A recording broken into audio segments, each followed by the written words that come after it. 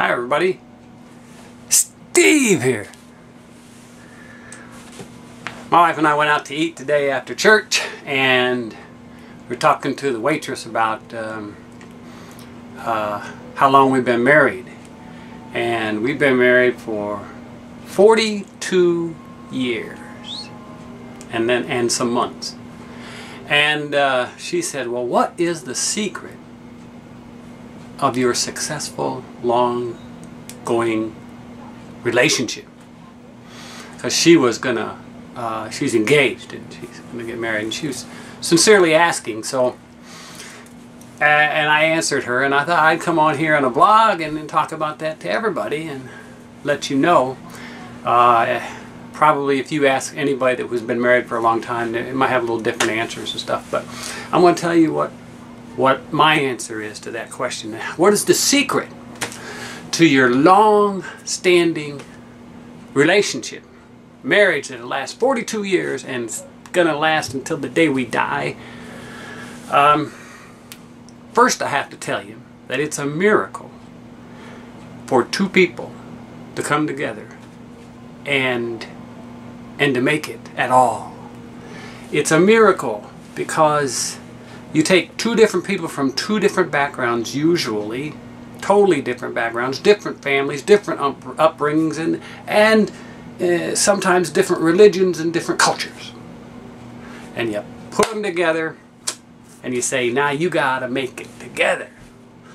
You gotta make decisions together, and you gotta raise a family together, and you gotta do all this stuff. And so I say it's a miracle that anybody makes it in a marriage. And everybody who gets married needs God in their marriage, because He can work that miracle to keep you together.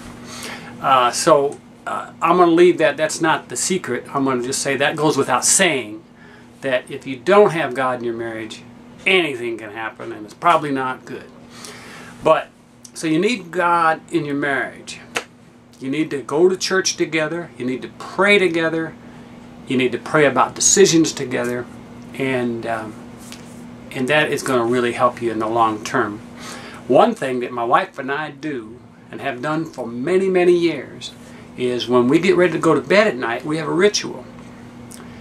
Before we go to sleep, I pray over her. I lay my hands on her and I pray over her. And I ask the Lord to bless her physically, spiritually, mentally, emotionally. And I pray that God will bless her from the top of her head to the tips of her toes. And I pray it in Jesus' name. And then she prays, lays her hands on me, and she prays a prayer over me. If you go to bed like that every night, it's kind of hard to have any problems. And God's going to bless you. You need to pray over each other every day. But still, that's not the secret to our successful marriage. That's just an ingredient. And, a long marriage is not a perfect marriage. Just because you've been married a long time doesn't mean, oh, everything was, a rose garden, because it's not. Like I said, you're putting these two people that are different together, especially if they have strong wills. And, I have a strong will, and she has a strong will in other things. And I want to do it this way, and she wants to do it that way. There's going to be disagreements. There's going to be arguments. Maybe even, God forbid, fights. But there are going to be ups and downs in a marriage, no matter what. That's not what defines your marriage. What defines your marriage is how you handle those ups and downs, and how you recover from those ups and downs. So don't let anybody tell you that, don't look at somebody and say, well, they got the perfect marriage. The perfect marriage, there is no perfect marriage. What it is you have to take care of the problems, the ups and downs, together. There has to be a solution. And it's not about feeling good all the time. I don't wake up every morning and say, man, I am so madly in love with that woman. And she doesn't do the same about me. There's some days, she just irritates me, and many more days that I irritate her or do things that she don't like. And it's not that you feel good all the time.